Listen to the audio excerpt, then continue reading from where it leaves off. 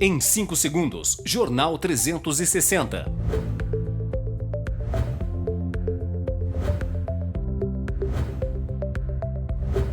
Oferecimento Café Beduíno. Descubra o sabor marcante do café beduíno. Quem somos, como somos, onde vivemos? Responder a essas perguntas é fundamental para o Brasil conhecer as características de sua população. Um país sem conhecimento fica à deriva. O censo demográfico é a pesquisa que percorre e investiga os municípios do Brasil. Seu resultado é empregado para a gestão de políticas públicas e de projetos da iniciativa privada. Essa pesquisa gera informações atualizadas e confiáveis sobre as características da população e de seus domicílios, fornecendo um perfil do país e de suas diversas estruturas territoriais. No programa de hoje, Humberto Sete, coordenador técnico do Censo Demográfico de Minas Gerais, e Silvio José Ferreira, consultor empresarial. Está no ar o Jornal 360.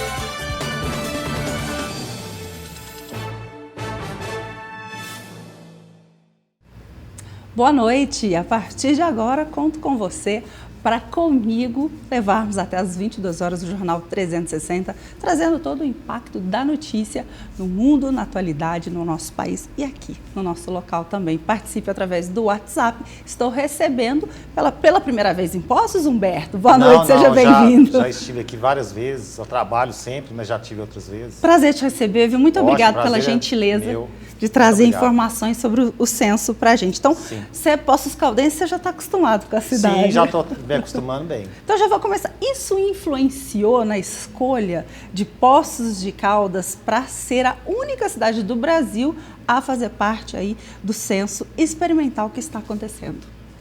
Então, a decisão por Poços envolve vários fatores. O Conta primeiro pra gente. É o seguinte, a gente precisa fazer uma operação experimental, né, uma operação que abarque todas as etapas do processo. Então a gente precisa de volume de dados e para isso a gente precisaria de uma cidade com entre 100 mil e 200 mil habitantes. Então, Poços se enquadra nisso.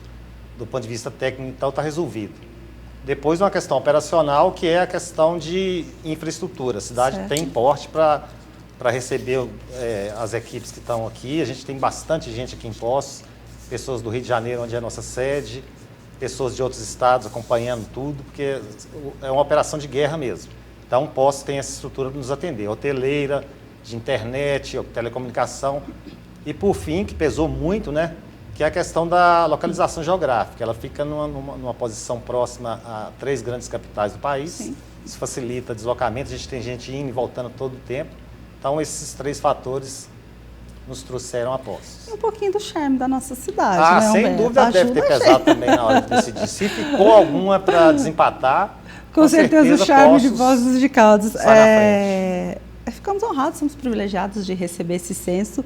E no censo de 2020, pessoal, o IBGE vai visitar cerca de 70 milhões, olha esses números, 70 milhões de domicílios brasileiros que estão espalhados aí por mais de 8,5 milhões de quilômetros quadrados do nosso território. É muito chão para percorrer, Humberto. Isso para conhecer a situação de vida da população, são 5.568 municípios. É um retrato, né, que vocês fazem de corpo inteiro do país. O que tudo isso compreende, Humberto? Então, você já deu aí a dimensão mais ou menos, né? 70 Não, é impressionante, milhões de domicílios. A gente costuma dizer no IBGE que uma operação análoga à nossa é só a eleição. Certo, é um processo eleitoral, com a diferença que na eleição os moradores vão a um local. A operação censitária é o inverso disso, a gente tem que ir em cada domicílio. Então, é uma Quer dizer, muito mais difícil grande, bem ainda, mais né? complexa. A gente já vem planejando há bastante tempo, é a operação decenal, né? Assim que termina um, a gente já começa a planejar o próximo. É mesmo? É imediato. São 10 anos aí 10 anos de planejamento. Claro que quando vai chegando mais próximo, os testes começam a ficar mais... Vai afinando, né? Vai afinando e acelerando muito. Então, essa etapa aqui mesmo, o experimental, é a última etapa mesmo, é um ensaio geral. A gente vai fazer a operação completa de um censo aqui no município, é exatamente para afinar tudo. Temos que sair daqui com tudo no ponto, né? Ou então com os problemas bem diagnosticados para resolver até 2020. A gente não pode ter problema na operação em si. Mas isso nunca aconteceu, né?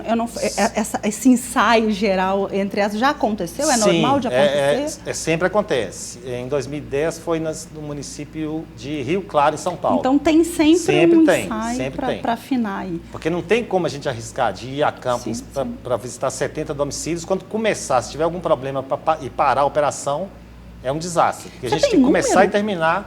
Você tem número de pessoas, Humberto, que trabalham numa operação como essa? Sim. Para 2020, a previsão é de contratação de cerca de 240 mil pessoas no país. É bastante. Aqui em Poços mesmo tem uma dimensão grande. A gente tem a estimativa que a gente tem de população aqui, foi divulgada no mês passado, de 167 mil pessoas.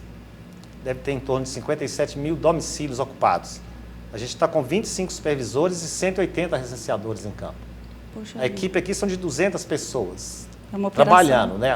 Eu gostei de você falar, é uma operação de guerra. É uma operação de guerra. É muita gente trabalhando. Eu quero mostrar uma tabela para o pessoal. Essa tabela mostra a variação aí populacional da pirâmide etária dos dados de 2010. É só para vocês terem uma ideia do que acontece. Essa tabela mostra aí a distribuição da população por sexo, aí segundo os grupos de idade do Brasil, de 10 anos atrás, gente, de 2010. Então, só para vocês terem uma noção, né, de quantos dados são levantados. Então, você tem aí homens e mulheres, tem lá idade por idade, 0 a 4 anos, 5 a 9, isso até mais de 100 anos. Isso foi há 10 anos atrás. E aí a minha pergunta não é muito tempo hoje, levando em consideração a rapidez da informação, a rapidez com que pessoas empreendem, o mundo mudou. 10 anos não é muito tempo para acontecer um censo dessa dimensão, Humberto? Sim, com certeza. É um tempo muito longo, mas tem vários fatores envolvidos nesse período. Primeiro é a questão do volume de recursos financeiros envolvidos é muito alto. Certo. A gente não pode deduzir disso que seja uma operação cara. Não é cara. Quando a gente pega os resultados, né, o valor ele é um valor que é compensado com folga, porque permite políticas públicas, a otimização de investimentos, tanto por parte do poder público quanto da iniciativa privada. Então, mas querendo ou não, é recurso público e é volumoso e não tem como ficar tendo esse gasto num período tão curto, né? Então, 10 anos é um período que é uma convenção até internacional. A gente está vinculado a organismos internacionais que monitoram a atividade estatística no mundo inteiro. Então, a indicação é a seguinte, no máximo 10, não pode passar disso. Além disso, no intervalo entre um censo e outro, a gente tem outras operações que vão balizando os resultados, ano a ano. A gente tem estimativas que são feitas com base nos registros civis de nascimento e morte, nos dados de imigração internacional. E, além disso, tem pesquisas amostrais também. E isso já vai entrando nesses seus 10 anos aí para que Então, no intervalo, a gente vai balizando tudo. Entendi. E é o que nos permite ter estimativas. Okay. Porém, a estimativa ela vai perdendo qualidade à medida que o tempo passa. Por isso que, chegando a 10 anos, a gente tem que fazer um novo censo para poder ter dados concretos, né? Você estava no IBGE há 10 anos atrás, quando ocorreu o último censo? Sim, já estava, já participei.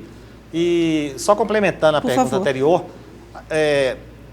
desde 88 a gente começou a fazer também uma operação no intervalo. Então, a cada 10 anos o censo e no meio do intervalo a gente fazia uma operação que chama contagem da população. É uma operação que vai a todos os domicílios, mas ela não é um questionário grande, é mais ou menos uma contagem mesmo. A gente enumera as pessoas e extrai dados de sexo, idade e alguns pequenos dados, exatamente para balizar. Você já tem uma amostragem. A gente vinha fazendo isso, dava um ajuste, né? Nesse intervalo agora a gente não fez isso. E foi em função de restrição orçamentária mesmo. O país vive uma situação complexa. Então, provavelmente, este resultado agora vai ser um resultado que vai dar uma diferença muito grande. Com certeza. Você mostrou ali a faixa etária, uma coisa que a gente já sabe que vai acontecer. Ia fazer essa pergunta, sim. O que você já percebeu? O que você já percebeu? É uma questão que a gente acompanha mesmo de perto, né, nas amostrais que a gente vai fazendo, que a pirâmide está invertendo. É mesmo? Já começou a haver uma inversão. Então, a tendência é que já começa o topo dela começar a largar e a base começa a afinar. É o que a gente chama de um envelhecimento da população. Coloca de novo, por favor, por gentileza, para a gente a tabela com aquela pirâmide que nós mostramos do censo de 2000. Essa tabela. Exatamente. Então, há uma inversão do que você... A tendência é a base começar a afinar ali, a gente já começou a ver isso. Em 2010 já começaram os sinais disso. Porque em 2000 ali, a primeira faixa era a mais extensa. À medida que o tempo passa, a gente está tendo um envelhecimento da população. O que acontece? O aumento de expectativa de vida, né, por questão de saúde mesmo, melhoria da qualidade de vida, as pessoas estão vivendo mais, então a gente vai tendo um alargamento lá no topo. E na base é em função também de evolução da sociedade mesmo, são questões demográficas que ocorrem em todos os países do mundo, a gente percebe isso já é visível nos países desenvolvidos, taxa de fertilidade diminuindo, as famílias têm menos filhos. Então isso já é perceptível. Então você acha que vai haver uma grande mudança. Isso, provavelmente ali já vai estar bem mais pronunciado isso, a base bem mais fina e o topo começa a largar bastante. Olha aí, ó, já para a gente ter uma ideia do que vai acontecer. A gente já deve ver, inclusive, aqui. É mesmo? Impostos, aqui você já provavelmente, vai ter nessa mostragem. Em 2010, um dado, por exemplo, a variável que a gente tem. 2010, média de 3 pessoas por domicílio. Certo. Em impostos. A gente já está imaginando que deve ficar em torno de 2,7, 2,8 agora. Isso já é consequência mesmo dessa questão. Menos filhos, né? E a expectativa de vida que aumentou bastante. De vida aumentando. Eu vou voltar naquela questão do período de 10 anos, sim, porque agora vocês estão com essa etapa online, né? Muita gente recebeu dados da população para você preencher pela internet. Já é possível obter alguma informação de adesão? Foi bom? Vocês já têm como medir? As pessoas aderiram, elas preencheram pela internet. Você já tem alguma informação em relação a isso? Então, a questão da internet é a seguinte, em 2010 a gente fez um primeiro ensaio, não com grandes expectativas, mas já começamos a trabalhar com isso, né?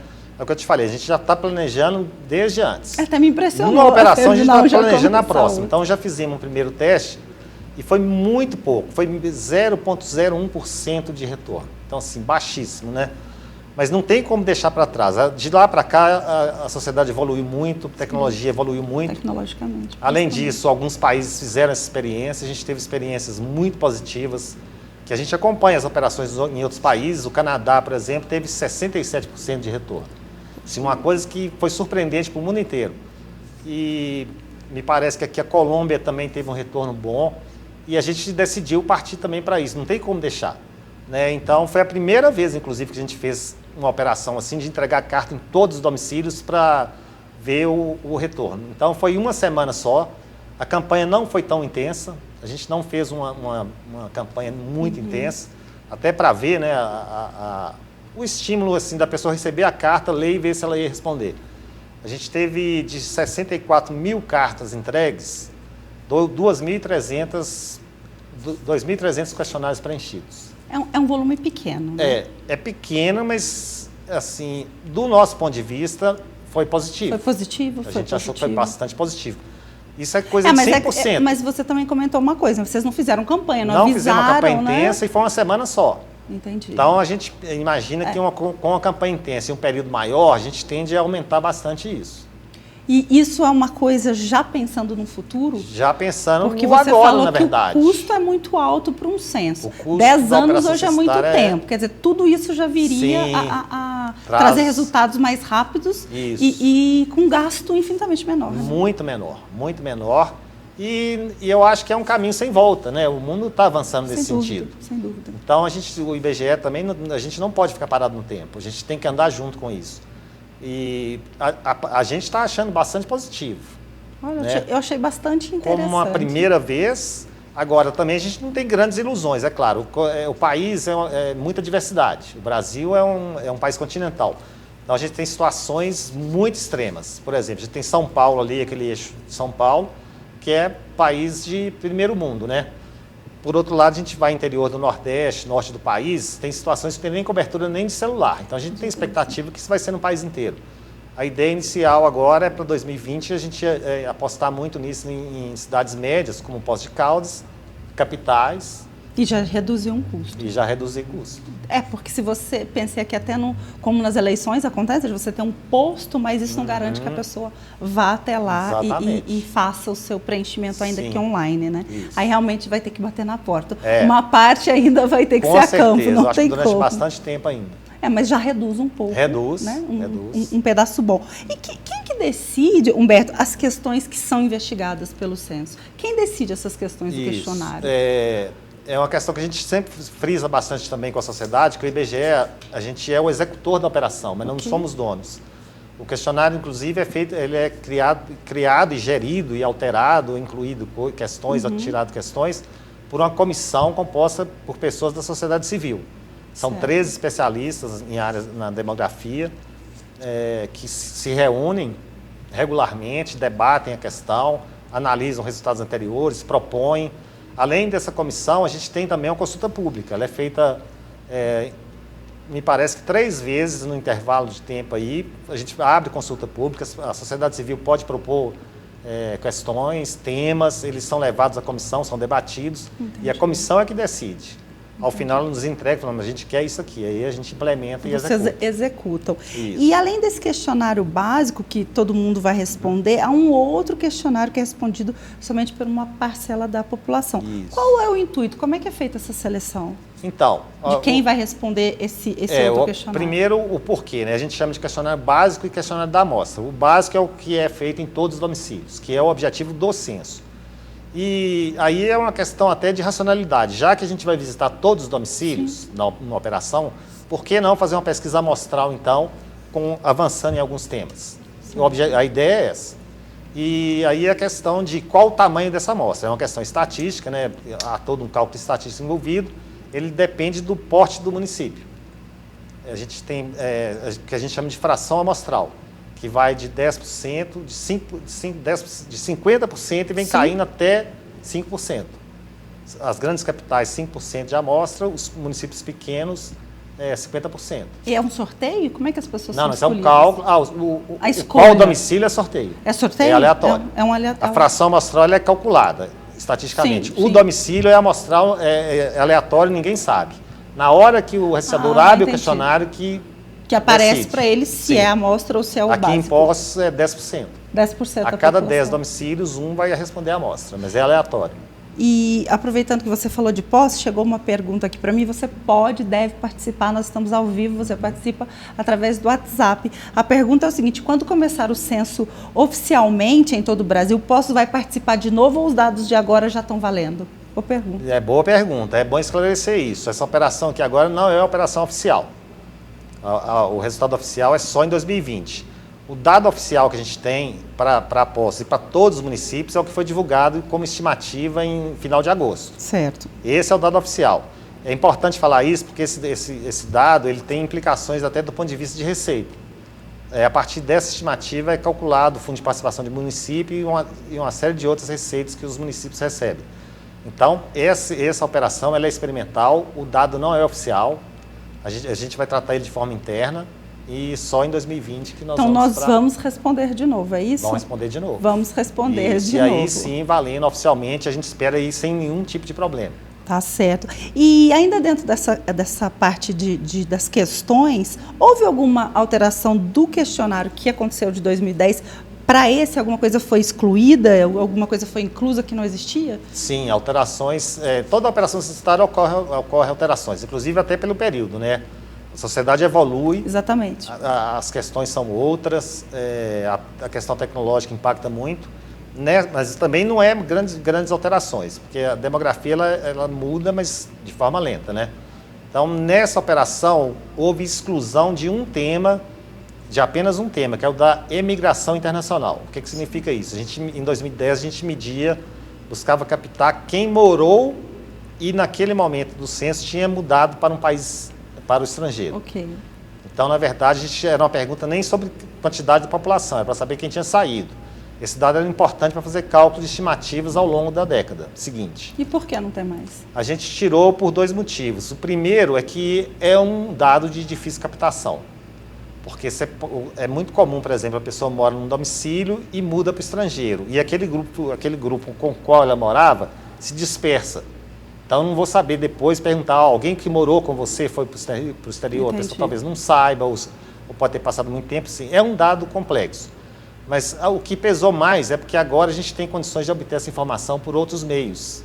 Então, não faz sentido desgastar o morador com a pergunta que pode ser obtida por outro caminho. A gente tem a Polícia Federal monitora a emissão de passaporte e viagens ao exterior. O Ministério de Relações Exteriores faz a mesma coisa. As empresas aéreas têm que informar saída e entrada de pessoas. Então, por aí é possível a gente captar os que saíram e não voltaram. Vocês têm acesso, então, a esses dados? Isso, o que a gente chama de dados administrativos, que é uma outra tendência a nível mundial também.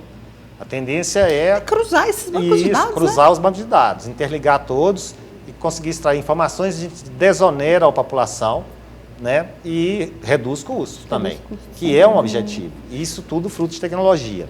Então, esse em termos de tema que saiu, foi esse. Alguma Agora, coisa alterações houve. Não, nada de novo, assim. Diferente de 2010? Diferente mesmo, não. Alguma coisa ligada à tecnologia, alguma coisa tem alterações, por exemplo, aí também retirada não é de quesito, é retirada de, não é retirada de tema, é de alguns quesitos. Por exemplo, a gente pesquisa bens que estão presentes nos domicílios. Em 2010 perguntava sobre televisão, rádio, telefone fixo. Então, hoje em dia, a gente vê que não faz sentido perguntar isso mais. Se você já universalizou. O que é isso? Pois é, tem gente que nem sabe mais, não usa. Então, foi mantido lavadora e serviço de internet, que é importante. Lavadora por quê? Porque ela ainda é um diferencial de renda. Né? Não é um bem que está universalizado. E assim, outros temas vão mudando, mas é muito pouco mesmo. Humberto, agora eu vou fazer uma pergunta que intriga, que é a questão do banheiro. O banheiro é uma questão que intriga todo mundo. Por que cai a pergunta de quantos banheiros tem na casa?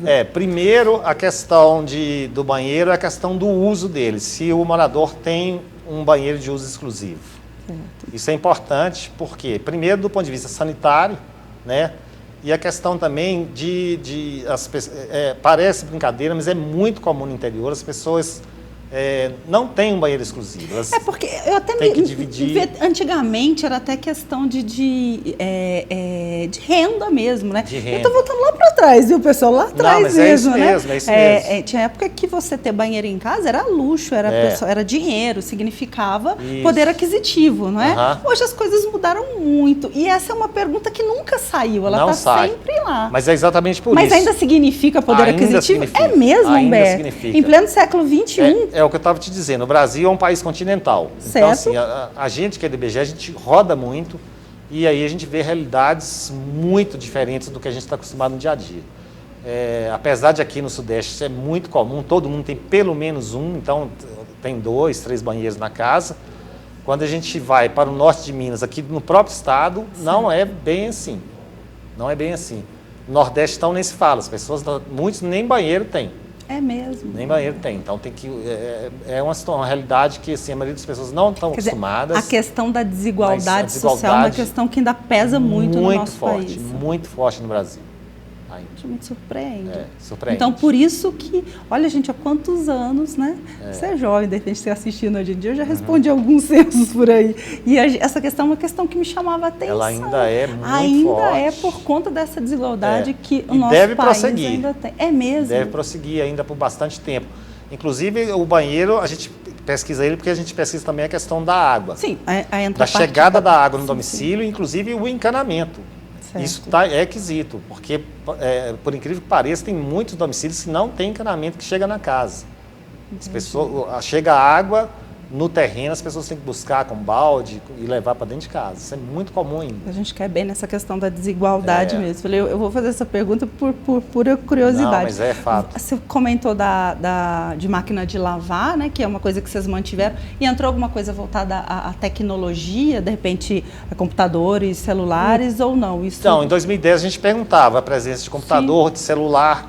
Agora a gente pergunta apenas a questão da chegada de internet no domicílio, porque a gente identificou nas amostrais que a gente identificando isso, a gente consegue inferir que existe computador e celular ali no domicílio. Você fala de Wi-Fi, né? Rede paga, né? Rede paga de internet. Se você tem o serviço, provavelmente, né, para usar nos equipamentos que utiliza.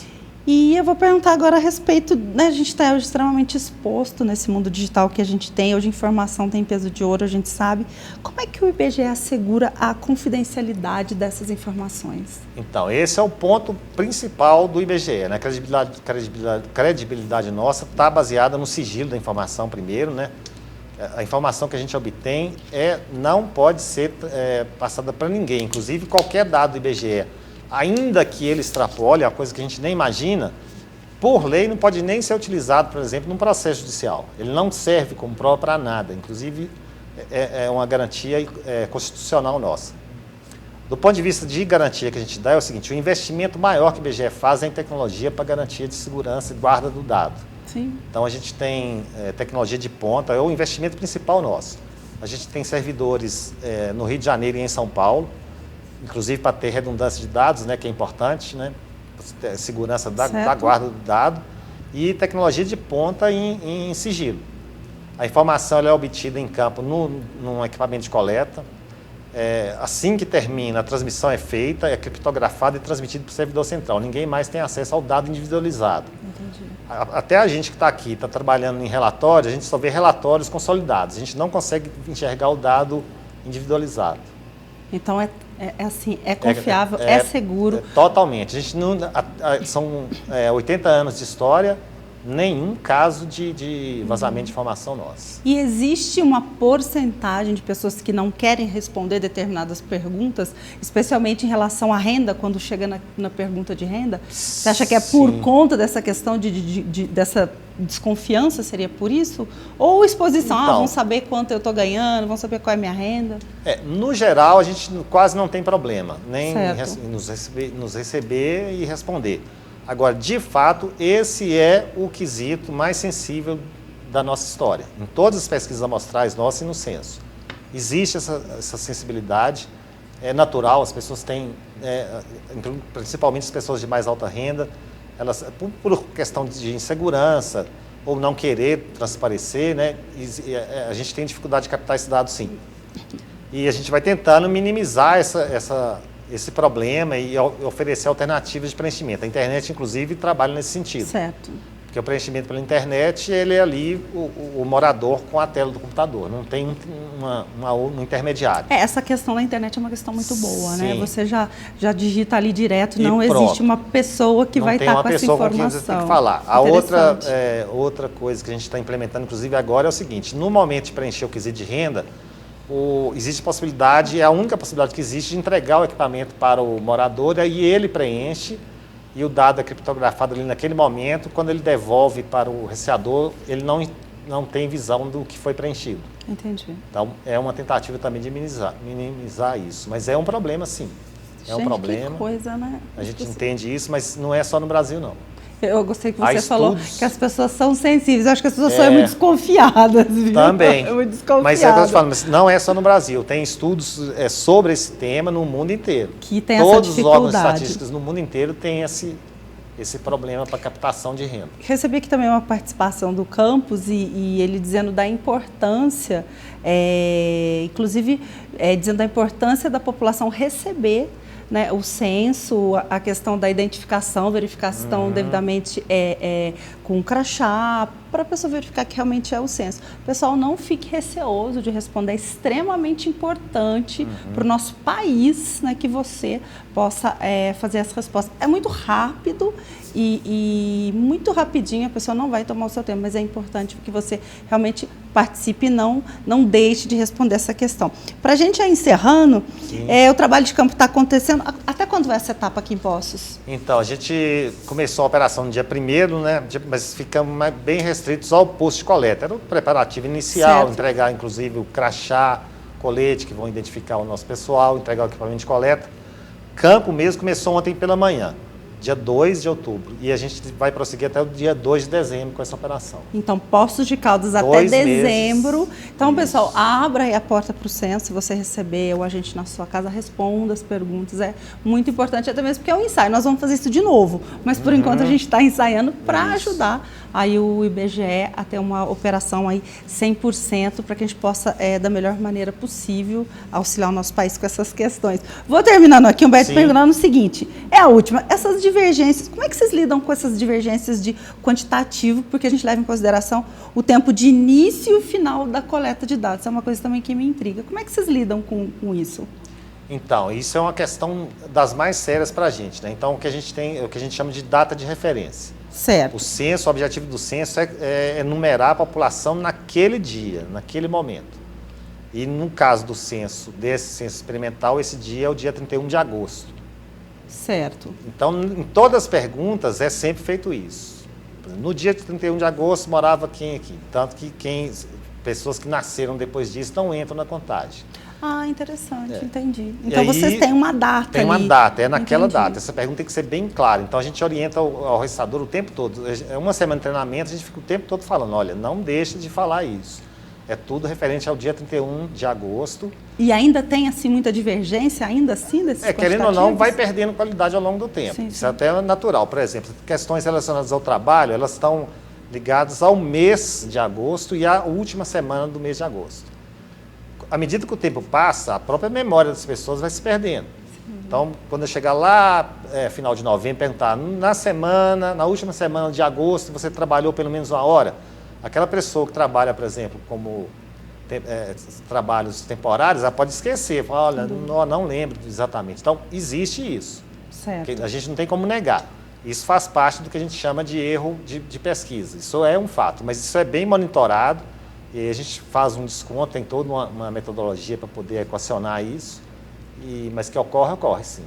Então a questão é essa, é a data de referência, e a gente quer um retrato do país naquele dia e referências de trabalho naquele mês e naquela semana. E a gente já tem data para 2020, para o início? A princípio é a mesma, vai ser o dia 31 de agosto, virado do dia 31 de julho para 1º de agosto. Humberto, eu quero te agradecer imensamente. Ótimo. Muito obrigada pela gentileza de ter vindo à TV Post, de trazer essas informações importantíssimas para que a gente fique tranquilo e tenha segurança de poder estar respondendo as questões para o IBGE, para que a gente possa ajudar nesse censo experimental, para que no ano que vem a gente tenha aí um censo com todos os dados e números possíveis para auxiliar nossas políticas públicas e essa iniciativa privada também. Muito obrigada, viu? Obrigado a você. Desejo aí um sucesso de operação para Ótimo. vocês. Muito obrigado. E estamos às ordens aqui pela Muito TV obrigado. Postos. Eu vou fazer um intervalo bem rapidinho. O programa de hoje está numa dinâmica um pouquinho diferente, mas eu vou voltar falando de política, de economia e conto com a sua participação. Lembra que você participa pelo WhatsApp e a nossa reprise é domingo às 19h30. Volto em instantes.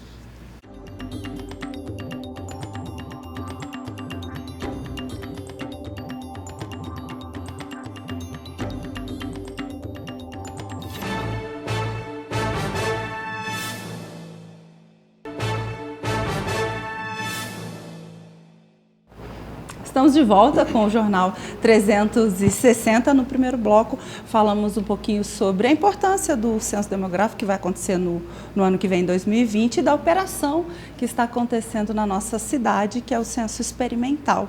Então, a importância de você receber o agente censitário na sua casa e responder as questões. Agora, no segundo bloco, eu recebo o Silvio José Ferreira aqui comigo, que é consultor empresarial, é empresário também, e a gente vai debater questões relacionadas à política, à economia de maneira nacional e também voltada à nossa cidade. Participe, interaja com a gente. Tudo bom, Silvio? Boa noite, Carol. Seja bem-vindo, que prazer te receber. Só é difícil te trazer, Silvio. Muita Você correria. não para, né? Não, essa agenda está cada hora num lugar, está sempre aí viajando, sempre atendendo a tua agenda também. Vou pegar um exemplo do IBGE, que a gente acabou de falar sobre o censo, até Humberto foi muito gentil em participar com a gente. Traz essas informações aí essenciais para consolidação de uma sociedade democrática e para o planejamento das políticas públicas. Então, falamos em democracia e falamos em planejamento.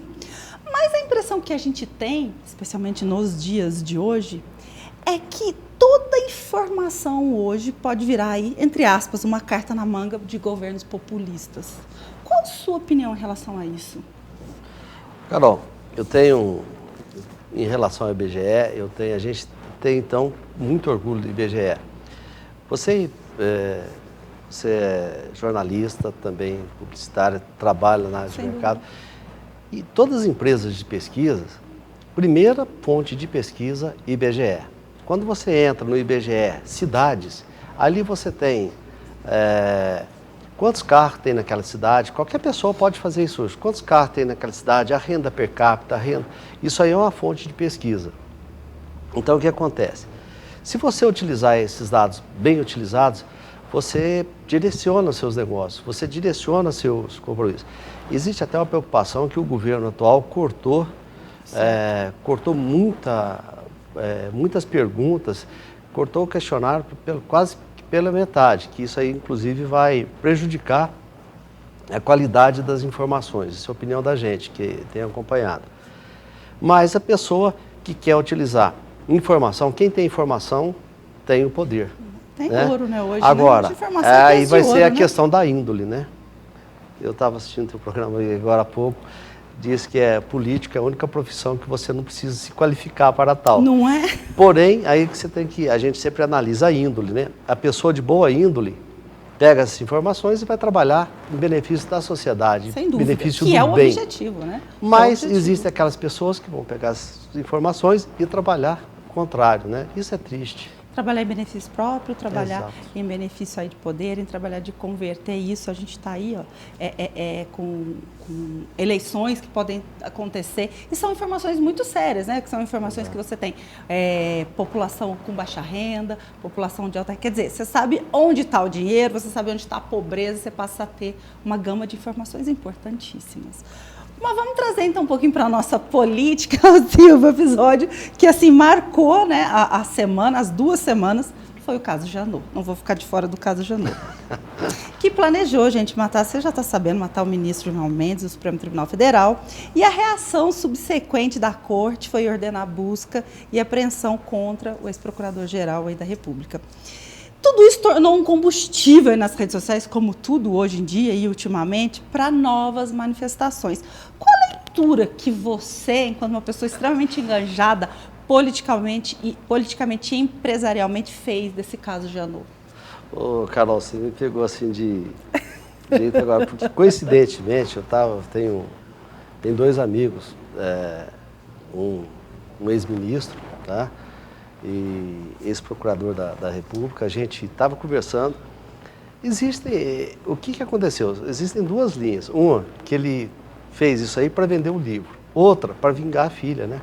Porque ele foi ofendido na honra em relação à filha. Certo. Então ele fez com que a Polícia Federal se dirigisse até o apartamento, recolhesse o notebook dele, o celular, onde está todas as informações. Ele não poderia denunciar. Mas a partir do momento que a Polícia Federal entrasse na casa dele, aquilo ali viraria uma prova. Eu estou sabendo disso aí, dado essas amizades. Está falando que eu estou conversando com a pessoa certa. Então, isso aí não foi para a mídia, não foi, mas a intenção seria essa. Ele é muito inteligente, não é desequilibrado, muito pontual. Porque foi um momento estranho, né? De repente ele chega com uma informação dessa. E o que acontece? Ele, com essa brincadeira, hoje o país... Você vê que entrou um governo em virtude de combate à corrupção, em virtude da Lava Jato, né? Sem dúvida. Eles estão chamando agora a grande imprensa de Vaza Jato. Por quê? Porque entrou o caso das denúncias, né? Orquestrada entre procurador e juiz. Sim. Isso aí colocou... Você vê, o que retornou isso aí? Em cima disso aí foi agilizado a questão do abuso de poder por parte do judiciário, entendeu? Porque a insegurança jurídica que os empresários estavam sentindo e os políticos também, em virtude de algumas decisões judiciais, fez com que aprovasse essa lei agora do abuso de autoridade. Quer dizer, uma coisa puxa a outra. Agora você vai, mas o que tem a política a ver? Então, a insegurança jurídica, hoje, ela paira sobre qualquer investimento. Muitas empresas estão deixando de investir. Por quê? Porque a justiça virou uma roleta. Você nunca sabe. A mesma decisão, a mesma situação que julga um juiz, é totalmente diferente julga o outro. Quer dizer, um advogado, quando ele coloca uma petição e vai ver, aquilo ali é um jogo, ele nunca sabe o que vai sair. Perdeu-se a lógica. Inclusive, aqui foi um abuso de poder, né, Silvio? Porque foi. Assim, né? Mesmo que ele tenha tido essa intenção, como é jogo, né? Ele fez um jogo. Uma busca e apreensão por uma pessoa que simplesmente teve um pensamento, ainda que um pensamento abominável de matar uma pessoa, mas como é que por um pensamento se dá uma busca e apreensão? Quer dizer, né? Que país que a gente está? Quer dizer, pensar você já não pode mais, né? Chega nesse momento que pensar já está virando perigoso? Exatamente. A insegurança jurídica, a gente vive um mundo diferente. É ilógico o que está acontecendo com o país, em nível dos 3 poderes, tá? Em nível dos 3 poderes. Mas para você, então, foi uma jogada de mestre, se realmente foi esse o intuito? Ele jogou. Se foi realmente esse o intuito. E a gente vai ver o desdobramento aqui uns dias. Né? Novela mexicana, gente, aguardando cenas aí dos próximos capítulos. Falando aí em Lava Jato, falando vamos falar um pouquinho de Previdência. O Senado concluiu agora a votação em primeiro turno, né, da reforma da Previdência, né, que também é uma novela que a gente está acompanhando aí. Já falamos, inclusive, disso aqui algumas vezes no 360. Inclusive, o Silvio já participou de uma falando também desse assunto. O segundo turno vai sofrer o atraso, vai depender aí dessa negociação dos parlamentares sobre o mega leilão do pré-sal. Você acha que há prejuízo aí dessa reforma em função das mudanças feitas pelos senadores? Acho que houve Carol, vamos olhar assim rapidamente um pano rápido de todo o panorama. Vou voltar a dizer, o que vai se economizar com essa reforma da Previdência? Passando ou não, depois a gente volta no assunto. Certo. 1 trilhão, né, que agora baixou para 800 trilhões em 10 anos. Vamos lá, então. 800 trilhões em 10 anos daria 80 bilhões por ano. Certo. 80 bilhões vezes 10 dá 800 bilhões. 80 dividido por 12, você não vai ter em torno de 7 bilhões mês, tá? Isso não é a solução para o Brasil. Mas só que é o seguinte, vai estar tirando esses 7 bilhões, você, mulher, não sei se você sabe como que vai ficar agora, vai ficar mais ou menos o seguinte, você para conseguir a aposentadoria integral, você vai ter que contribuir, em média, 40 anos. Se não, se você for pela idade, pelos 35 anos, o que vai acontecer? Você vai só pegar 60% da aposentadoria. Ou seja, um trabalhador normal, tá, que aposentaria com 35 anos integral, ele vai ter que chegar nos 40 anos, mais a idade. Se ele for aposentar antes, vai pegar só 60%. Ou seja, essa é a economia. Tirou do trabalhador. Só que não tiraram, tá, de algumas classes de servidores públicos que vão aposentar aos 52 anos, integral. Então, fica aquele detalhe, será que é justa essa reforma? Por 7 bilhões ano? Então, o que é 7 bilhões? Tá? Essa brincadeira do pré-sal, só em um único ano, eles falam de 120 a 200 bilhões. Só que, onde que está? Aí vem a outra pergunta. Onde que está o planejamento, os números para a aplicação, tanto desse dinheiro, quanto o que foi apresentado em relação aos números para fazer essa economia. Então, tem muita coisa que ficou vaga, sabe? Então, inclusive, os municípios e os estados estão de fora ainda do mega leilão do pré-sal, ainda não se resolveu, né? Estão de fora, eles vão receber. Eles estão de fora da Previdência e estão de fora da reforma da Previdência. Ou seja, essa reforma da Previdência foi para os trabalhadores basicamente da iniciativa privada. Vai ser feita uma economia, porque o que acontece? Tem um governador nosso aí, eu acho que ele é até engraçado, ele dá um resumo de toda essa conversa. Ele fala sempre que no setor público, a despesa sobe pelo elevador e a receita pela escada. O que é a receita? A receita é o seguinte, é a produção, é a força viva do país, que são as empresas, os empresários, que eles trabalham, pagam imposto. Tudo que a gente está pagando de imposto não vai dar para cobrir a folha de pagamento. Quanto mais investimento. O Brasil está sem dinheiro para investimento. Esse dinheiro que vai entrar do pré-sal, para onde que vai? Vai para cobrir déficit do Estado. Então, o que adianta? tudo isso aí. É um fôlego de 1 ano, 2 anos, depois volta esse problema novamente. A reforma da Previdência, ela não vai atingir o objetivo dentro de 3 ou 4 anos. Por quê? Porque é conforme o governador diz. A despesa do então, Estado... ela tinha que ser maior, ela tinha que ser feita de uma maneira diferente? Não, ela não teria que, inicialmente, não precisaria ser feita a reforma dessa Previdência. Deveria o governo cortar na própria carne as despesas. Porque nós estamos fazendo uma reforma previdenciária para cobrir ineficiência do governo. Para manter uma classe de servidor público numa situação de reinado, de monarquia.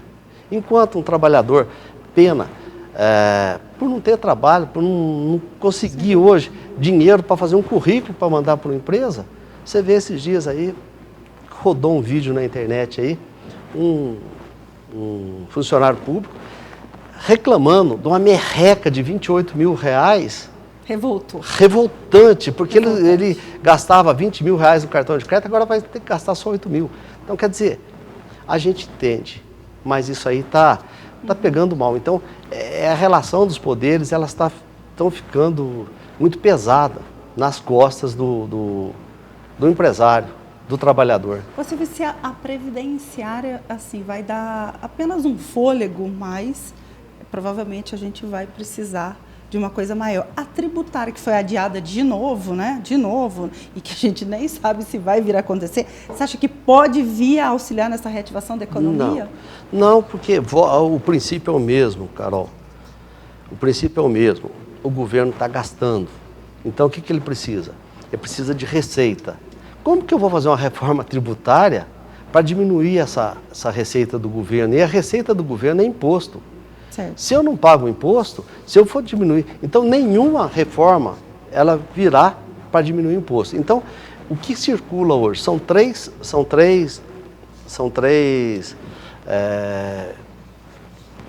projetos. Um, do IBS, Imposto sobre Bens e Serviços. Reúne vários impostos, PIS, COFINS, ICMS, em cima disso aí, tá? Tem uma injustiça muito grande nessa proposta. O outro é que o governo faz que vai e volta, vem, vai, que eu acho que vai acontecer, que é o imposto sobre a movimentação financeira antiga, CPMF. Você acha que vai voltar?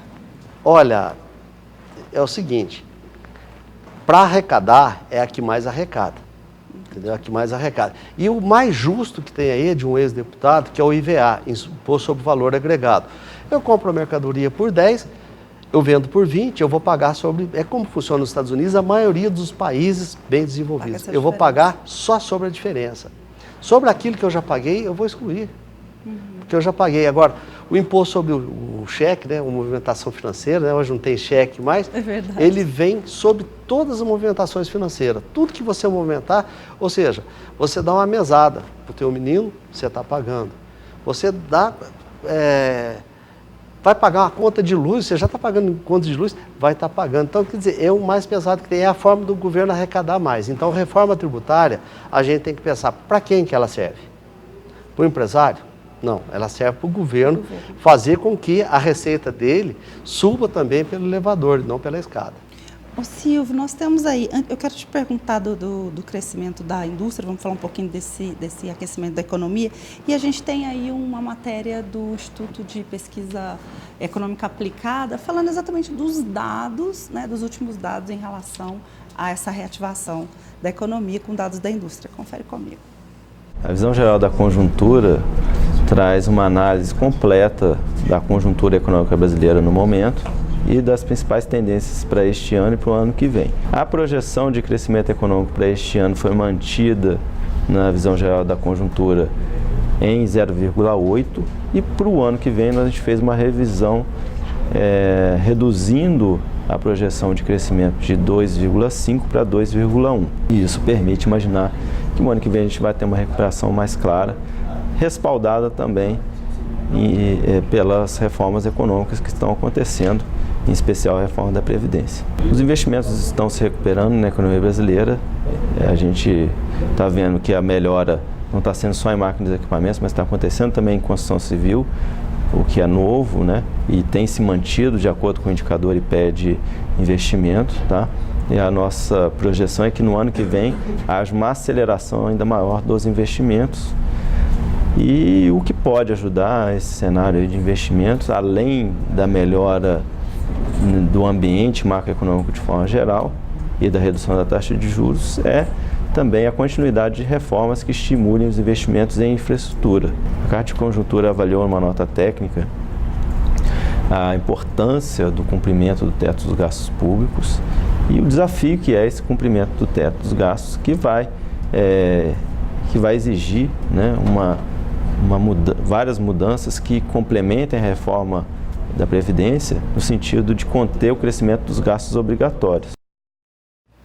Resumindo tudo que o Silvio falou aqui, viu, gente? E apesar da indústria ter voltado a crescer, de acordo com os dados que ele apresentou, o ritmo de recuperação ainda é muito menor do que o registrado no ano anterior. Você, enquanto empresário, enquanto consultor empresarial, quais são os pontos primordiais, Silvio, para que essa recuperação realmente aconteça de fato e não fique assim, ó, só em números, só no blá blá blá, né, que a gente tem visto por aí? Carol, até hoje entrou esse novo governo, a gente não tem nenhum projeto de crescimento.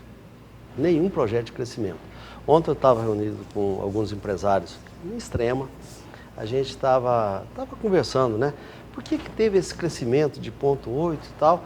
E o que eu vou falar aqui para você, o que eu respondi para eles lá, e coincidentemente eu tenho uma amiga conhecida que trabalha no IPEA e tem um contato bem estreito com pessoas da área, eu vivo disso. É assim, você coloca a cabeça de uma pessoa, você fala isso, a 400 graus, né? E os pés a 380. Você tira a média, vai dar uma média de 10. Só que a cabeça já torrou e os pés já grandou. A média deu 10. Então vamos lá, o que eu estou tentando te dizer? Esse crescimento de 0,8, ele não é de São Paulo, ele não é de Minas, ele é do Pará. Então, Minas, eu falo já há alguns anos, qual que é o grande problema de Minas? Minas perdeu para o Pará a mineração. Então não adianta Minas, é o tal da receita pela escada.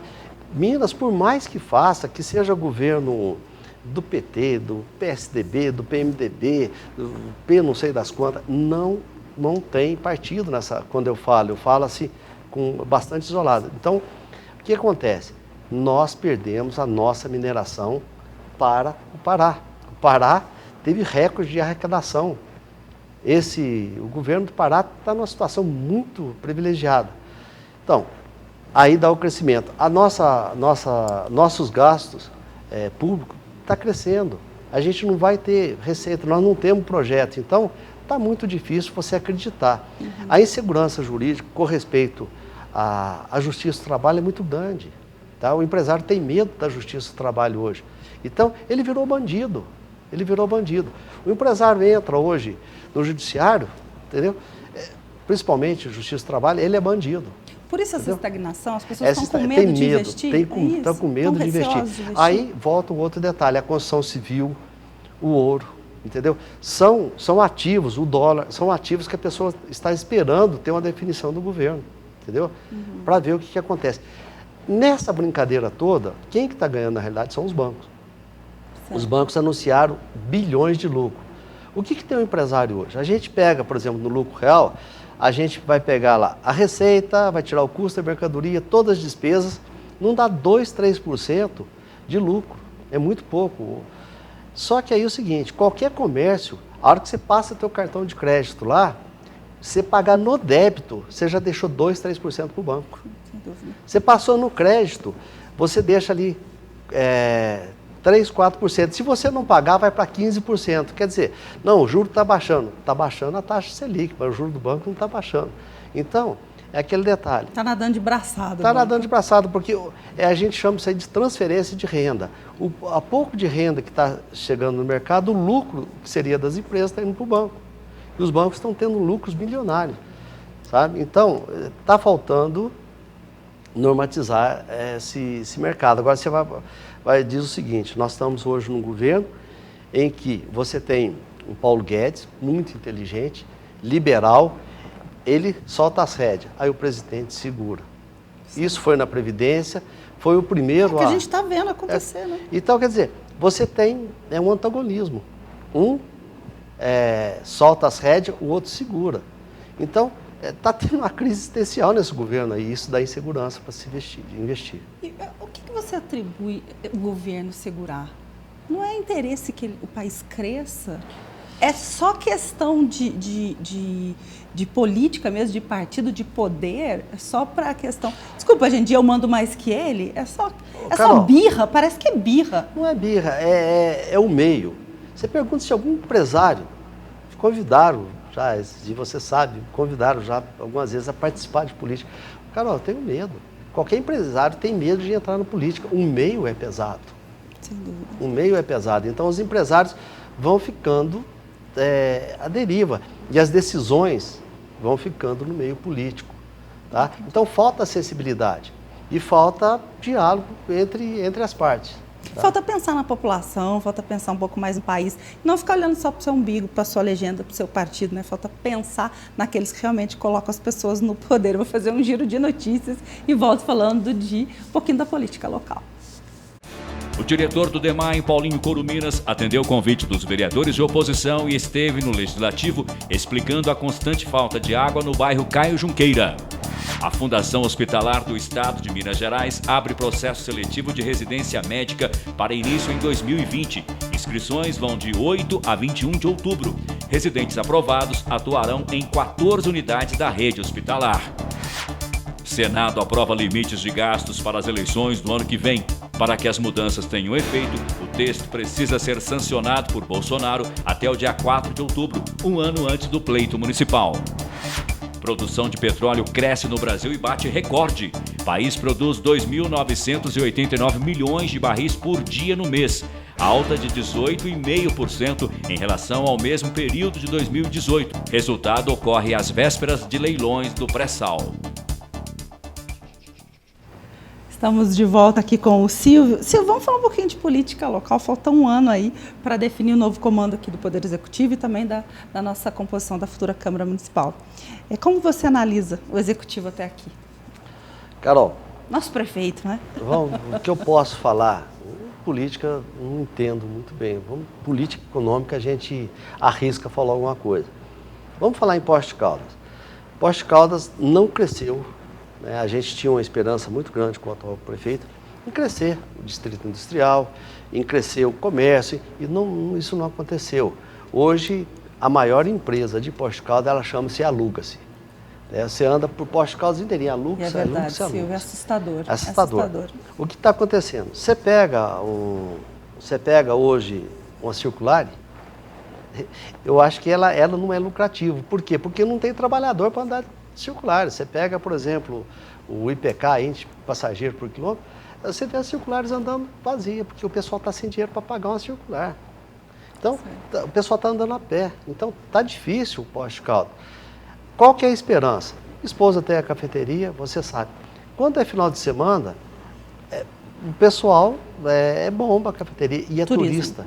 Então, eu acho que uma das coisas boas que, inclusive, está acontecendo agora, e aí mérito para o Ildeu, é fazer um trabalho legal no turismo, porque nós já perdemos a indústria, o comércio que era regional, né? A gente perdeu bastante. Então, uma das esperanças rápidas dependendo desse turismo. É o turismo. E eu tenho visto, dentro do atual governo, o Ildeu entrou recentemente, está fazendo um trabalho lindo, fantástico, com as grandes agentes de turismo, os polos, né?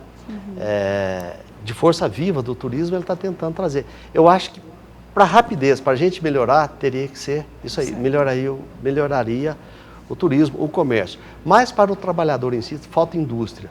Como que eu vou trazer indústria para o Poços de Caldas se nós não preparamos um distrito industrial que está em nível de receber investimentos? Nós perdemos algumas empresas aqui para Pouso Alegre. Uma outra situação que nós perdemos foi por falta de traquejo político. Porque, eu vou abrir o jogo aqui. Por favor. O que acontece? Extrema, eles conseguem convênios com o governo do estado para a empresa instalar lá e ter uma condição melhor de ICMS. Aqui em Poços de Caldas não foi feito esse trabalho junto ao governo do estado para ajudar. Porque imposto, o que é imposto? É aquilo que sacrifica a receita. Como que você vai chamar uma empresa para vir para cá? Não tem tanta condição, não tem um convênio. E está essa briga. Uma das coisas que nessa reforma tributária, que o IBS, que não é um imposto muito legal para a empresa, mas queria equalizar de uma forma toda, iria acabar essa guerra fiscal, que Poços de Caldas hoje não participa, mas aquele negócio, os amigos do rei, o amigo do governador, ele consegue fazer esses convênios que Poços de Caldas não conseguiu. Então eu acho que ainda está na hora. Falta o traquejo político. Falta traquejo e falta continuidade. O que eu vejo, não Poços de Caldas, pode ser governo A ou B. Eu acho o seguinte, começou o governo, começou com um programa, o outro vai, ele para com aquele programa. Então teria que ter, como existe em Extrema, um grupo de empresários em que force desse prefeito, se ele for reeleito, ou do outro que entrar, mas ter um plano para vários anos, tá? Olha, você está entrando aqui agora, você vai continuar. E que se cumpra o plano. Que se cumpra. Vamos batalhar nesse projeto, que aí melhora o comércio, melhora a indústria. É o meu pensamento. Bom, vou encerrar então com uma pergunta. Já definiu quem vai apoiar nas próximas eleições? Se vai continuar apoiando, né?